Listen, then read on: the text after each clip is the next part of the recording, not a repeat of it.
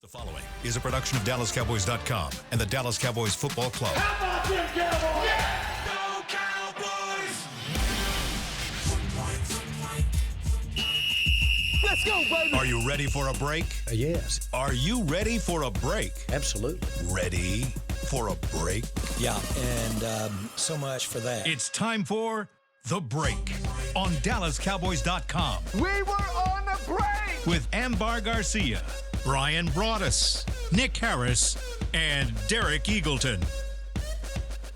It is Wednesday, October 2nd, 2024, season 20, episode number 40. Welcome to the latest edition of The Break, live from the SWBC Mortgage Studios at the Star, presented by LG. LG is the world's #1 OLED TV brand for 11 years and counting. See why at LG.com/OLED Evo. I got to give you these back. I can't read with sunshades on in the house. I was about to say, okay, give it back. You gotta be a real professional to read with sunshades on. Right. Or she doesn't even read anymore. She just memorizes That's it all. right. She doesn't need a script. You just turn on the brightness on the screen. That's it. You can do that? On your iPad? Yeah. Okay, Yeah, we gotta start. We gotta start at a Here we level. go. This is the kind of day we're having. Yeah, I'm in a good mood. Why not? All right, let's jump in. We got a lot we're going to talk about today. We're going to get to Bryan's breakdown of the Pittsburgh offense versus the Dallas defense. Maybe even get to some player evaluations, looking at particularly the Cowboys defense and some players that we haven't talked about as much here recently. And I'll start with some bigger picture questions heading into Week 5 of the season. This team now, obviously 2-2. Have had a lot of mixed results. The teams that they've beaten don't appear to be very good teams. The teams that they've lost to, I guess the words really, we really don't know if those are great teams. I think New Orleans has come back to the pack, and they're 2-2 as well. Baltimore's looking like the real deal. But if you were the head coach and you were walking into the meeting with the team today, what would be your message to this team entering Week 5 of the season after what you've seen the first 4 weeks of the season and knowing where your team is with all the challenges that are around them? 1 week at a time. I think that would probably be the most coherent message. You have a gauntlet coming up, and fortunately you have a bye week right in the middle of that gauntlet, but I think you take 1 week at a time. It can really kind of help this process over these next few weeks.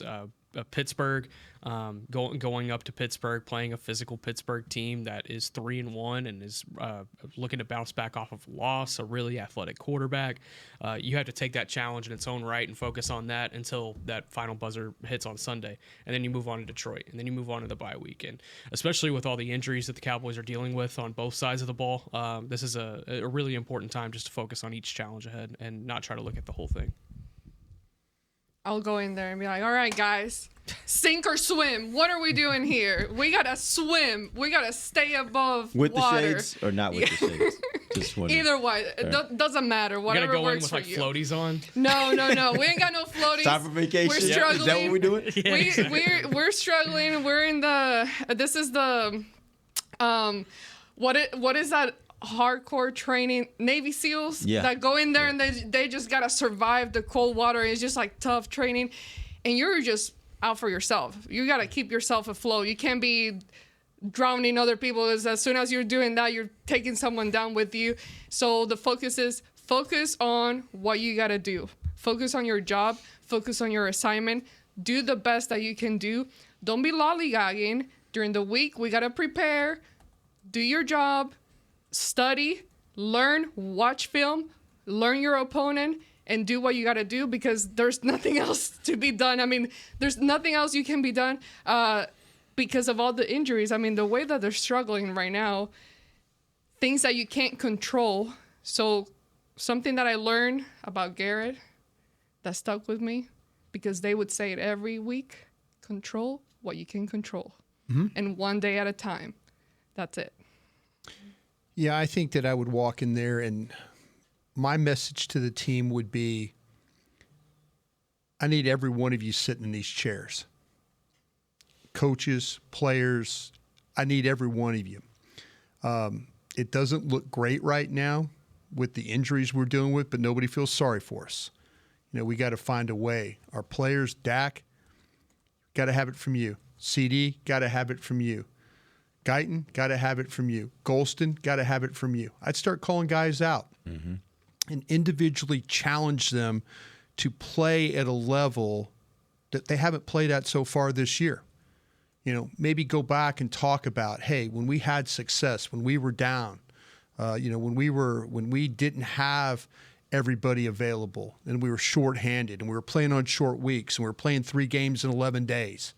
Remember how we got through that? That's what it's going to take today, because we are shorthanded. But again, nobody feels sorry for us. But I would individually challenge those players. I challenge the leaders of the team, you know, and by challenging them, they would then challenge the players that are maybe player 50, 51, 52, 53 on that roster. Yeah, and it's going to, and maybe in the practice squad guys too, it's going to take them having a really good week like Ambar's talking about. You know, we're dealing with another quarterback that does read option stuff. We got to be disciplined. You know, nobody's giving us a chance to go to Pittsburgh and win this game. It's really important to Mike McCarthy. He's from Pittsburgh.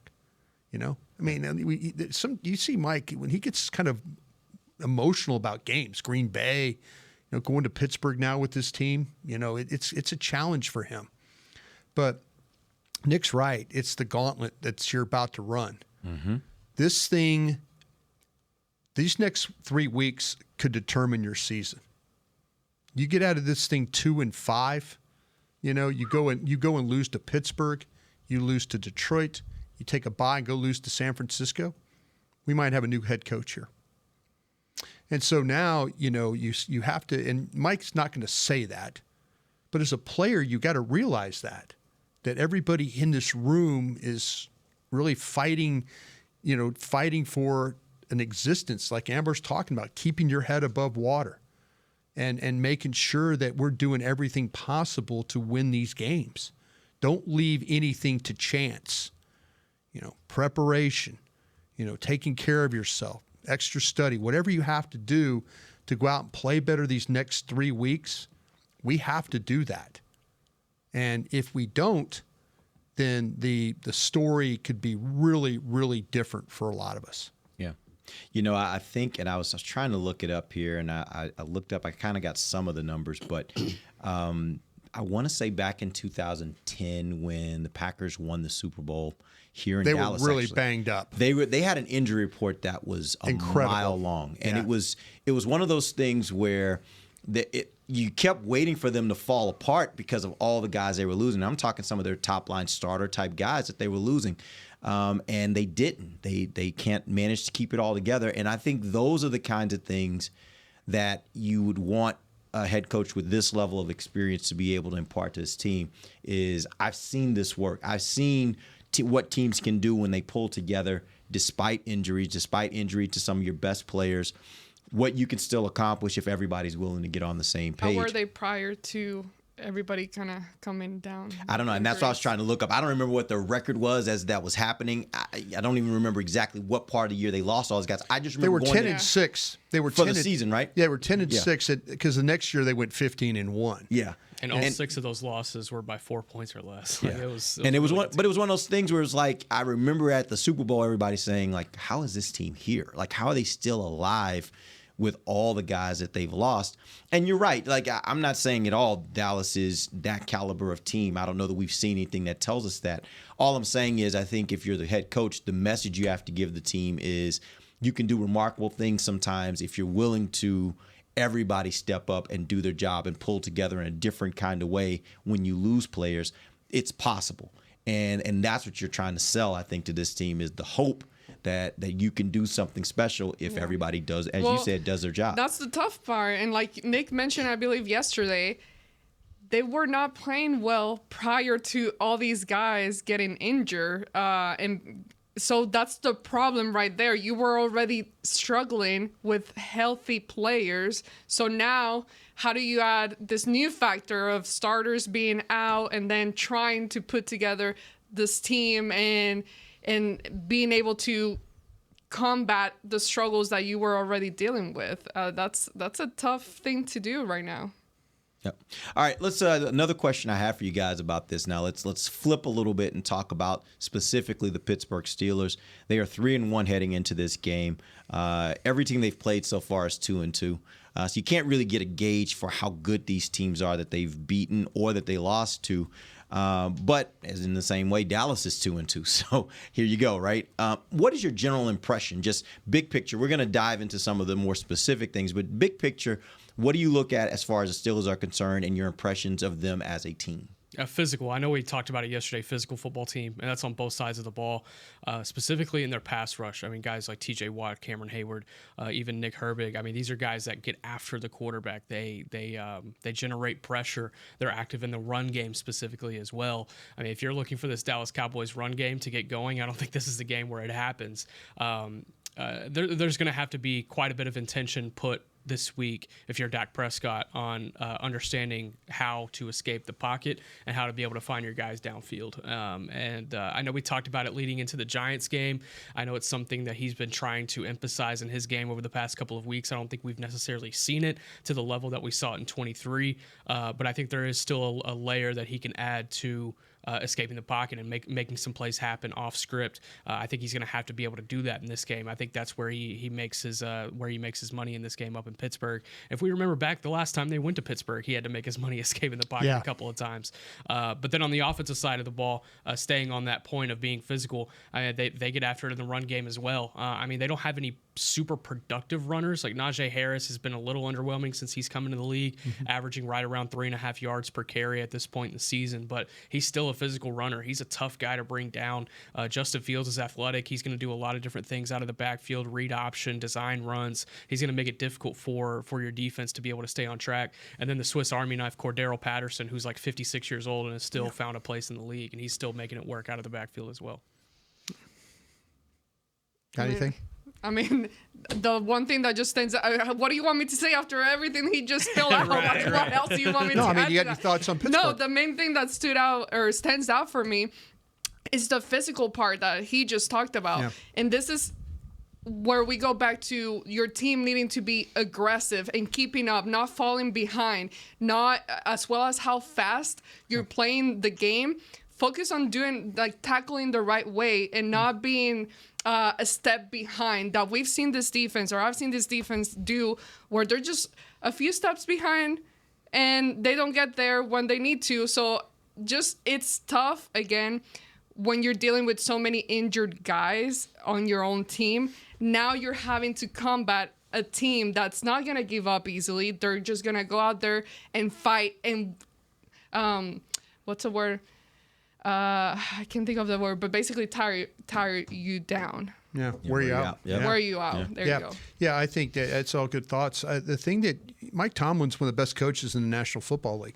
There's a reason he stuck around a while. You know, and one of the reasons why you won that game in 2016, he kept going for it for 2, and Dallas kept stopping him. It had like 4 times he went for 2 in that game, and all the times Ben Roethlisberger got stopped. It's crazy how that ending of that game, but just remember Zeke running through, breaking the... Were you down the sideline with us? Me and Nick were talking about that. We were down on the sideline when Zeke had that big run. Were you down there with us? No, I was not. Okay. I was not there. I was not there. And so, yeah, I'd done traveling, I think, at that point. At that point, that was like after the time you said, Derek, I ain't doing that no more. I had enough. Yeah. Figure it out. I kind of wish I would have gone to that game because that was a fun one. Because Dak had that season his It was rookie after year. the Buffalo game, Brian. He's like, I'm done with this. 2015, I said, I'm done with this trip. You guys flying through hurricanes and tornadoes and stuff, and everybody, oh, look at this. It's like riding a ride. Yeah, exactly. Roller coaster, right? Everybody's happy, and Derek's looking for his Dr. Pepper, and I'm like, I'm not flying on this plane He's anymore. like, we got more cookies coming. Yeah, man, it's a trays flying through the air. But yeah, that was an incredible year, by the way. Dak as a rookie winning at Lambeau Field and at Heinz Field at the time. I mean, that not many rookies can. It's still Heinz Field. I don't care what. I do too. I still call it's it. Still the big ketchup bottle. Yeah, Jack Murphy Stadium and Joe Robbie in Miami. Back when they used to name them after people. Yeah, name it after people. But the thing with this is one of the best coaching staffs in the league. Yeah, they do a great job. They have turnover with some of their staff, but Mike Tomlin, every year, it seems, you talk about a guy that's dealt with over the years of dealing with injury and mainly at quarterback, and they don't even seem to get the quarterback thing right. They always just kind of are, every year they're playing with a different guy. And, it's since Ben Roethlisberger's left, of course, but it's just amazing. 17 consecutive winning seasons for this guy. And they're physical, they're tough.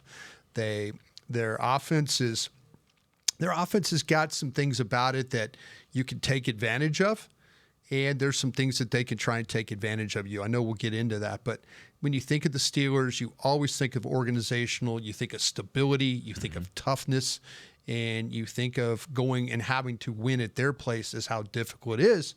But your quarterback has done that before, and hopefully he can relive some of that magic that he did in 2016. Yeah, it seems like no matter whether that team is good or not so good, they're physical. Yeah, and they play a they brand will of beat you football. up. Yeah, they play a brand of football that's always tough to match up. There with. was a stat at one time where we used to keep up with this, and this was when I was in scouting in the 2000s, early 2000s, where you played the Steelers, and then the next week you automatically lost the game. They had a run where you played them, and the next week, whoever played them that week and then played a game the next week, you automatically lost the game because of how much they beat your team up, how much it took out of you to win that game, or that you would lose the game. And the next week, you just couldn't recover because they had beaten you up that bad. It's still, maybe they're not to that level where they were back, maybe with some Bill Cowher days and stuff like that. But still with Mike Tomlin, just a ton of respect for how they operate. Absolutely. All right, we're going to take our first break. We'll come back. We're going to dive into this Pittsburgh offense, learn a little bit more about what they do well and not so well. Yeah. One quick note, number 1 rushing offense in the league as far as yards are concerned. That should be a little concerning. We'll talk about that when we come back. DallasCowboys.com radio. Todd thought it would be secure to jog in the cheetah savanna. Todd believed the big cat repellent he bought online was reliable. And now, Todd is trying to be faster than this cheetah that can run 80 miles per hour. But the good news is, Todd has AT&T 5G that is fast, reliable, and secure. And he learned the best thing to do is stop running and toss her the backpack with the beef stew. AT&T 5G. Fast, reliable, secure.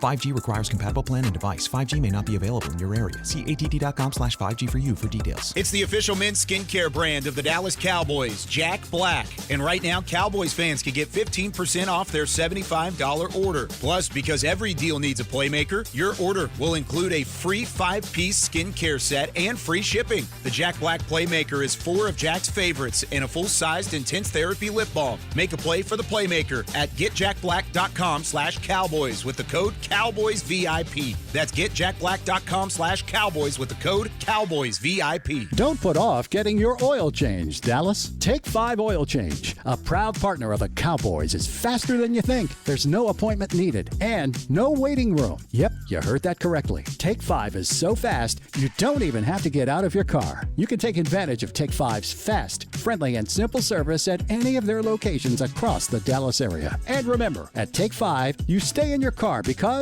they're faster than you think. Take 5, the official oil change of the Dallas Cowboys. From the field to the festivities, Lucchese embodies the essence of luxury and tradition. Handcrafted with meticulous precision, each pair offers unmatched comfort and style. Stand tall while you're tailgating or cheering in the stands with the Dallas Cowboys collection by Lucchese. Shop the collection today at the Lucchese store at the Star in Frisco or online at lucchese.com. Lucchese, the official boot of the Dallas Cowboys and Dallas Cowboys cheerleaders. Hey y'all, Matt Pittman of Meat Church here. With football season kicking off, I'm already gearing up to bring the smoker back to AT&T Stadium for some epic tailgates. But with that Texas heat, it's crucial to keep my beer hand cramping cold. That's where Yeti's insulated Colster can cooler comes in clutch. This year, you can even get them with the iconic star engraved on the side. Licensed Yeti Cowboys gear is now available at Stadium Pro Shops, concessions, and on Yeti.com. Check it out today. Yeti, official cooler and drinkware of the Dallas Cowboys. Back to the break. LG OLED Evo is the best TV in the game, but don't take our word for it. Digital Trends said the LG OLED G4 has the best picture quality they've ever seen. See it for yourself at lg.com/OLED Evo. Welcome back. It is the second segment of the break, live from the SWBC Mortgage Studios at the Star. The segment brought to you by blockchain.com. All right, let's dive in. Let's talk about this Pittsburgh offense. And real quick, I need to correct myself. I said they're the first rushing That's defense. why I laughed and don't take our word for it. and my co-host quickly told me, no, that's not accurate. And so I went back to look at the site, and I think I made a mistake. I looked at the attempts. They are number one in rushing attempts. They will do that. Not number one in rushing yards, which probably is even more alarming for me because they're so dedicated to the run. Right. But let's talk about that. Let's talk about where they are as a rushing team and kind of how Dallas has to, what the key is to their running attack. Yeah, and they've had some injuries at their offensive line, and they've got a little bit of the element of the pin and pull stuff that we've seen before. They like to move the offensive linemen around. They like to try and trap. They like to use their tight ends. Their tight ends are horrible blockers. They really, really are. I mean, you said they're tight ends. Their tight ends are horrible blockers. Darnell Washington is probably the better of the blockers. So if you see number 80, he's a massive guy. A lot of people thought maybe he at Georgia, he should have maybe been an offensive tackle coming out. And so I think his knees were the problem. Yeah, knee was a big problem, but they don't block very well at the point of attack. We've seen some teams that have played the Cowboys.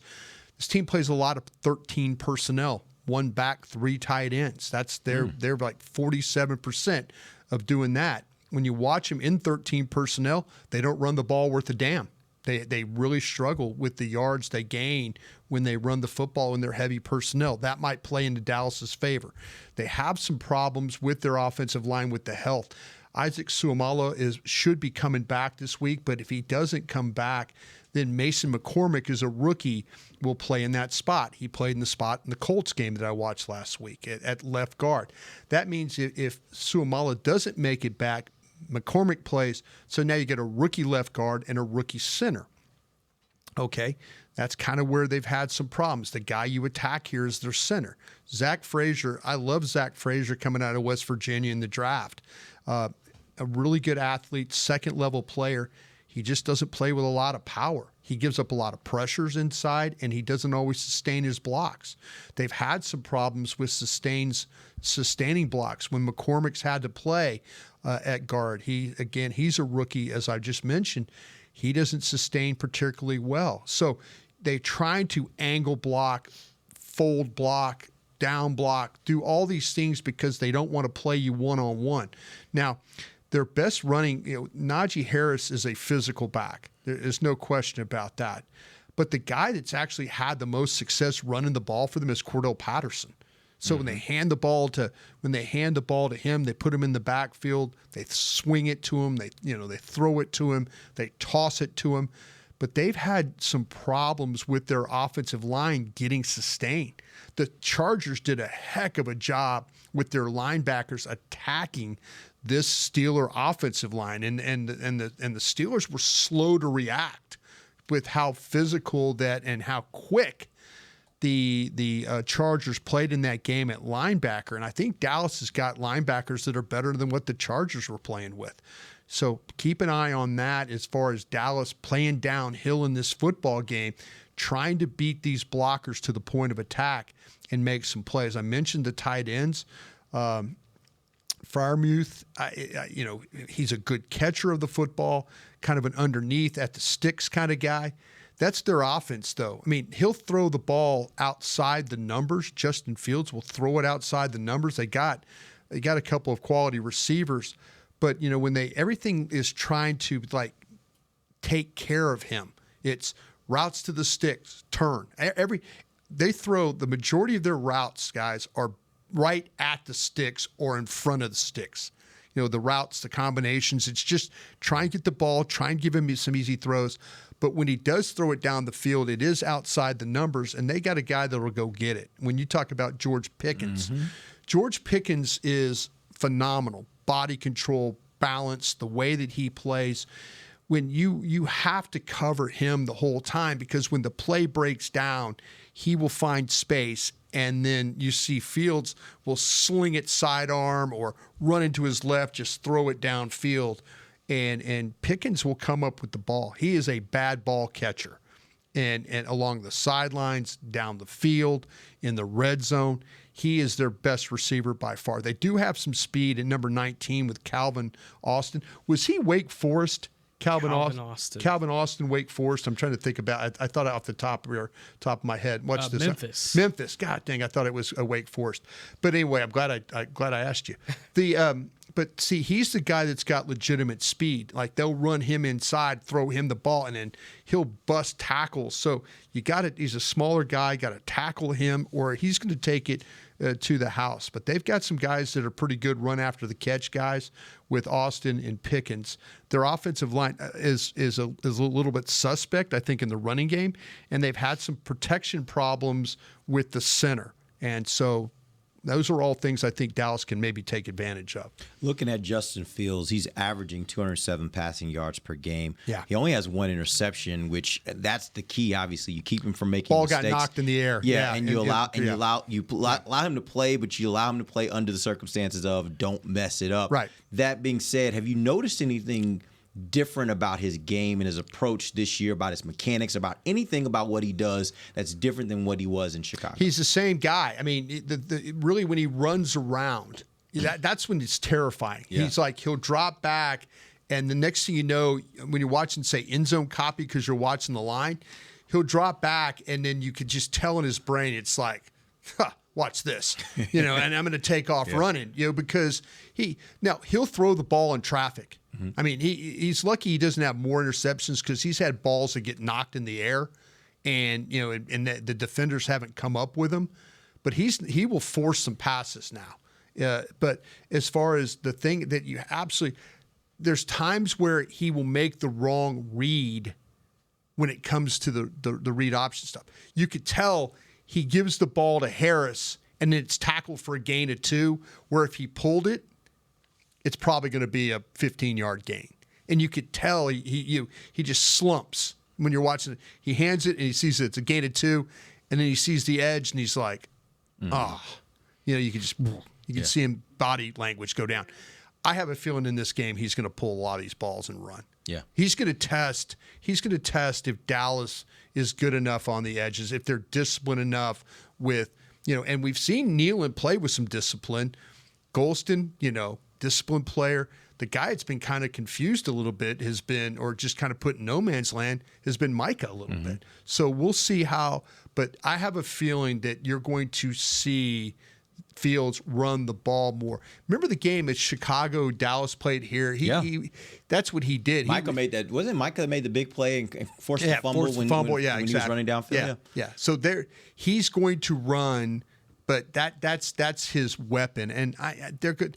They're going to try and run the ball on you. I mean, even though they haven't had success, you mentioned it. Arthur Smith, who is a former Atlanta Falcons head coach, he was with the Tennessee Titans. We all knew the Titans ran the ball, with how they did. So Arthur Smith, as the OC here, he's going to try and do things to protect his quarterback the best he can. But if you make it into a passing game for this guy, could be a little tough. Yeah. Could be a little tough for him. When you look at a team like this that has George Pickens, who he and Freiermuth, I think, are really the passing weapons. Like, those are the guys you got to be most concerned about. How do you go about trying to account for them, knowing that the secondary's been a little banged up and you're trying to kind of manage that? Is this a game where you have to really think about, how you match up with him, knowing that you're going to have some challenges maybe on the outside? Yeah, this is, if anything, you need to shade his direction. I'm talking about if you with a safety, with the corner, I would shade that direction. I mean, they got a guy, Scotty Miller's another guy that they have. I didn't mention him. He's kind of he's like a useful third down pivot route. Is he a slot guy? Yeah, he's a smaller. So what you see him is like they'll get in bunch formation, run 2 inside and loop him around and throw it in the flat, and he catches it, and then he's up the field. So they've got third down options that they use. But to talk about Freiermuth, man, he makes plays. I just don't know run after catch. Yeah. He's like a catch it and get whacked and he's on the ground, kind of a guy. He really doesn't, it's not like just these new age tight ends are just running. I mean, the film I watched, it's like a lot of catch and then a lot of get cut down with him. But he knows how to get to a place where he can get open and catch the ball. Absolutely. Yeah. I would Pickens could be a mess to deal with, as you said, but you have to, like with Diggs, and then hopefully Carson's back in that mode. But I would make sure that to that side of 14 that I'm kind of keeping an eye in that direction because he's the one guy that can make that play down the field when they decide to throw it. All right, let's go and take our final break. We'll come back. We'll talk about this defense, the Cowboys defense, and I want you guys to answer the question for me. If there's one thing on this defense right now that you feel like they can at least hang their hat on, that this will be good, what is that one thing? We'll talk about that when we come back. This is DallasCowboys.com radio.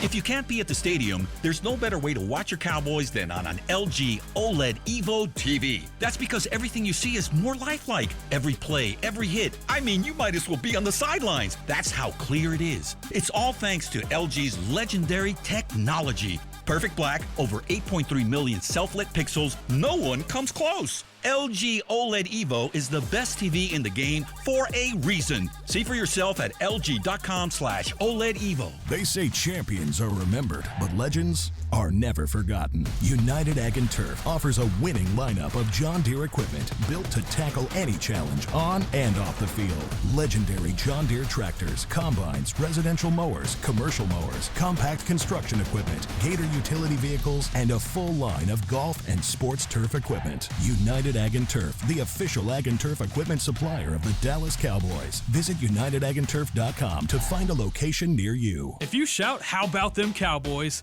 you have that undeniable passion that's the heart of Cowboys Nation. And if you like to drink Dr. Pepper, you love the unique blend of its 23 flavors. Together, your one-of-a-kind fandom paired with the one-of-a-kind taste of a delicious ice-cold Dr. Pepper is the game day lineup that can't be beat. Better yet, gather your Cowboys and Dr. Pepper fan friends to watch the next game and crack open a delicious ice-cold Dr. Pepper for everyone. The wins will be even tastier. It's a Pepper thing. And we're going to overtime. Erica, how much have I spent on concessions? For questions about their money, Dallas Cowboys fans can turn to Erica, the virtual financial assistant in the Bank of America mobile banking app. Learn more at bankofamerica.com/Erica by your side. Bank of America, official bank of the Dallas Cowboys. Erica responses may vary. Digital tools featured require downloading the mobile banking app and may only be available on select mobile devices. Erica is a mobile feature only available in the English language. Your chat may be recorded and monitored for quality assurance. Message and data rates and additional terms may apply. Bank of America, N.A., member FDIC. Todd thought it would be secure to jog in the cheetah savanna. Todd believed the big cat repellent he bought online was reliable. And now, Todd is trying to be faster than this cheetah that can run 80 miles per hour. But the good news is, Todd has AT&T 5G that is fast, reliable, and secure. And he learned the best thing to do is stop running and toss her the backpack with the beef stew. AT&T 5G. Fast, reliable, secure.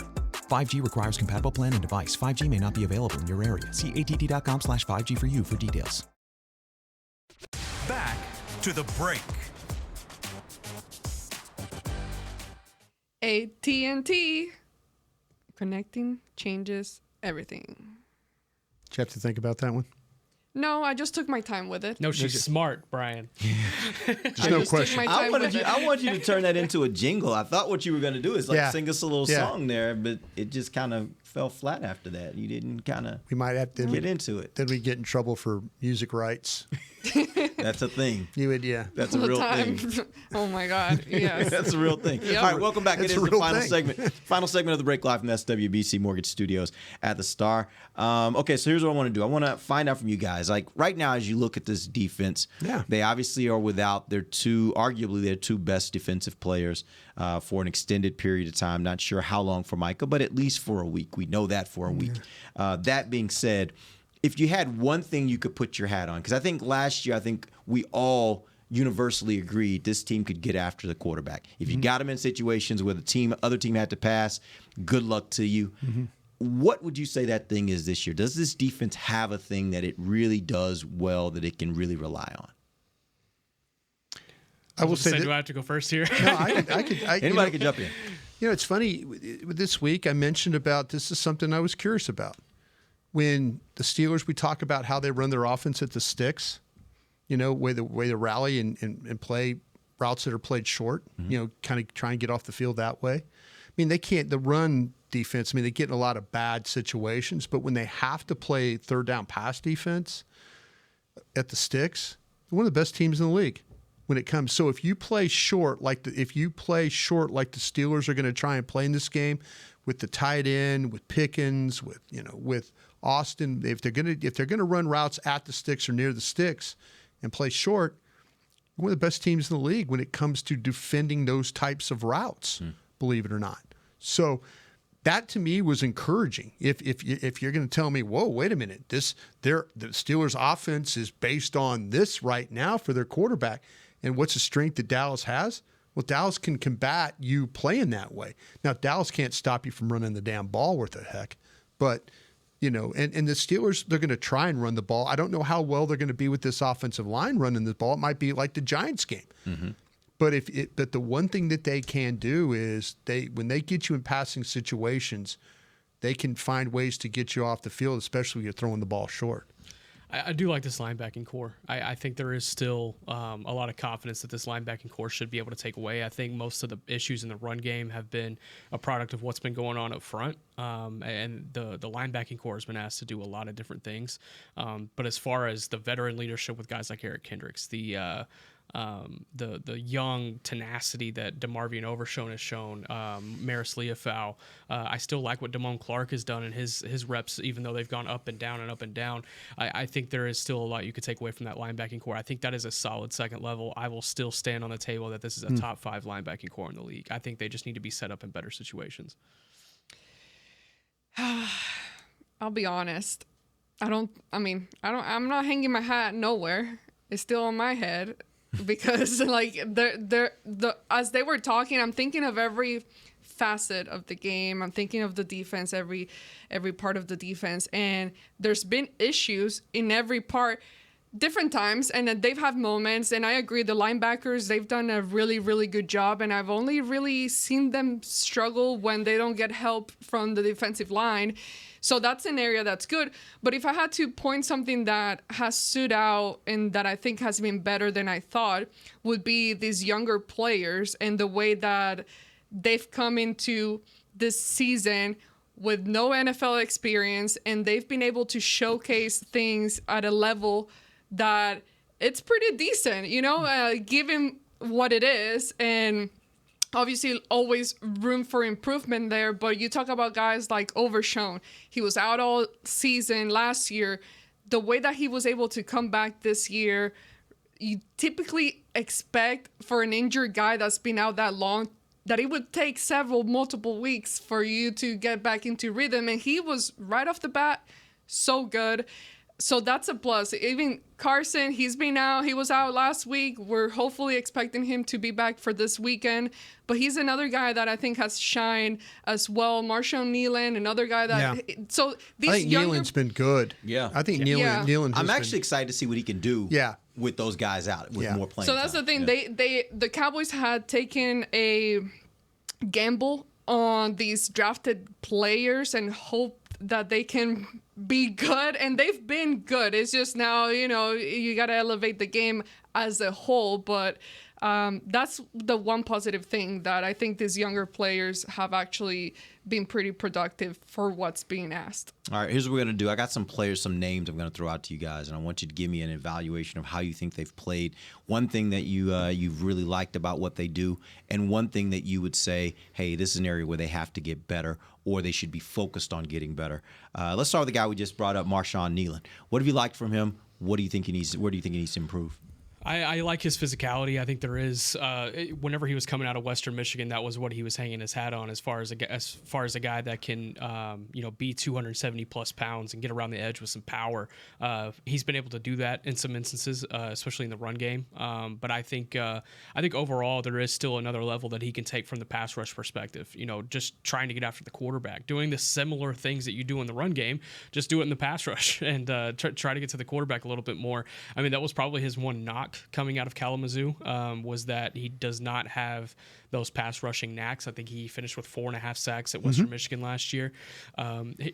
He's going to have to be able to find that here in these next few weeks, especially with Lawrence and Parsons out, because you look at the best pass rushers on this team from an edge perspective, you're relying on him, you're relying on Chauncey Golston. These are two guys who have not been traditionally guys who are getting sack numbers. So Nealon's going to have to be able to find that sack ability here in these next couple of weeks. Good opportunity this week with Broderick Jones and Dan Moore. These tackles have, they've struggled at times on the edge, and so, I think he's one of those guys that once he gets it going, it's going to come in bunches for him, because he's going to figure out, He's going to figure out, like, okay, this is how I break a guy down. This is how I get around. This is how I get to the corner. This is how I close on the it's tough with the quarterback, the guy, this guy this week, because he's going to run around. He's going to make you miss. He's a big guy. He's a physical guy. But once he gets one sack and then the second sack, he could get these in bunches. I love the way he plays with effort. He's always trying to get to the football. He's learning how to play with his hands. There's some power, as Nick mentioned, to his game. There's a lot of positive things about him. If they could just get him going as a pass rusher. And I'm not saying he has to be a double-digit sack guy right now, because I never think that was going to be his game. But my gosh, he looks better now in the NFL rushing the passer than he did at Western Michigan. And so that's encouraging to me. Have you seen flashes of that yet, like as far as his pass rush ability? ability? It's just, what's so hard to evaluate the Cowboys pass rush is because they're never they never get to rush the passer. Mm-hmm. It's it's teams that were running the ball 52% of the time on Dallas. They're just, no, you're not good enough stopping the run. So, I do know this from metrics and looking at it.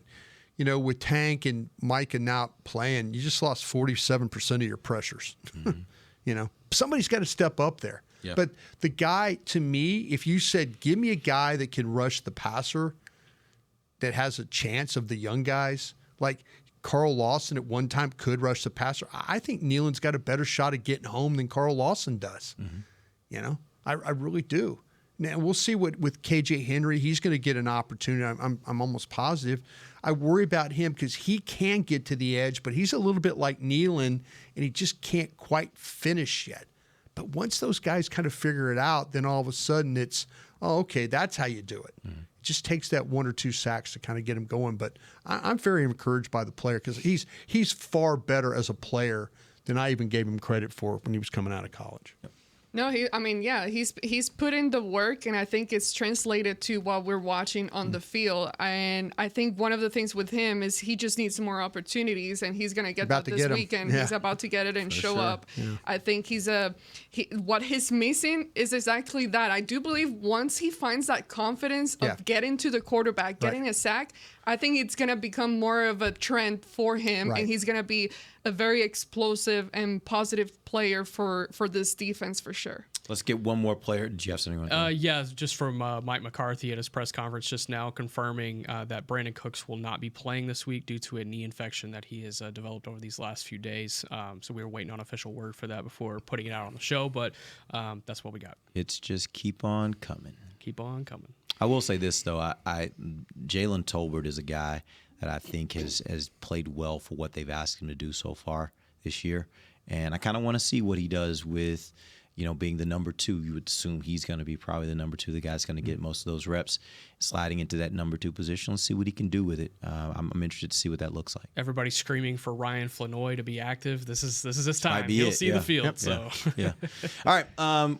Let's get one more name before we end the show here. Donovan Wilson. I liked what he did against the Giants. I will say it was a really nice bounce back game for him against the Giants. He was doing what we've gotten used to seeing Donovan Wilson do, but the first 3 weeks, my goodness, at times I wondered if Marquise Bell would have been a better option just to put at the strong safety position and have him at least come and play the run a little bit better.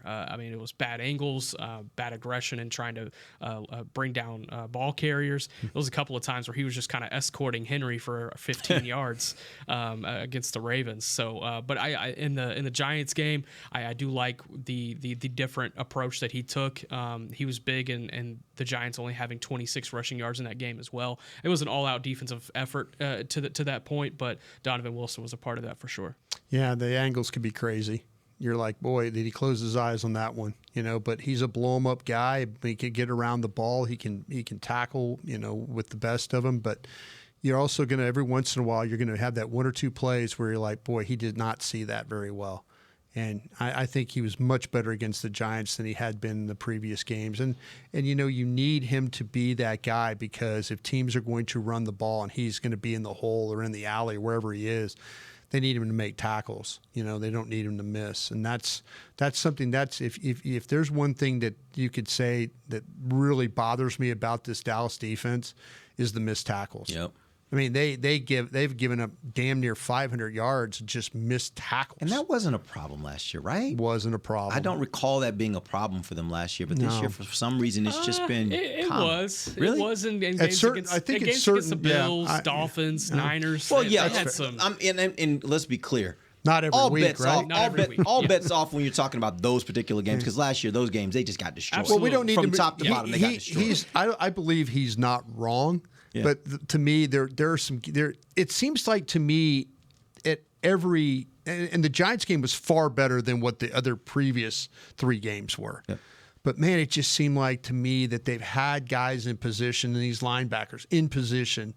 In that the Ravens game, it just missed tackle, and they were fighting blocks and against the Saints, but they've just given up so many big plays. But last year, I think there was times where teams ran it a little bit, and you were like going, "Wow, they just got to tackle better here," and they didn't. Well, real quick with Donovan Wilson, he's a guy that I absolutely love.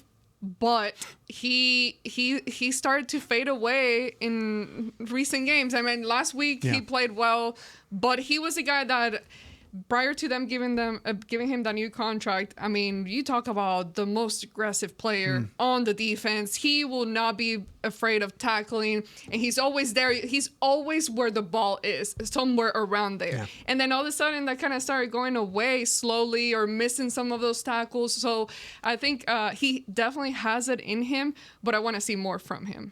All right, that's a wrap. We'll be back tomorrow. We'll get into the Pittsburgh defense versus the Dallas offense. Till then, from Nick Harris, Bryan Broaddus, and Amber Garcia, I'm Derek Eagleton. This has been The Break, live on DallasCowboys.com radio. This has been a production of DallasCowboys.com and the Dallas Cowboys Football Club. How about this, Cowboys? Yeah!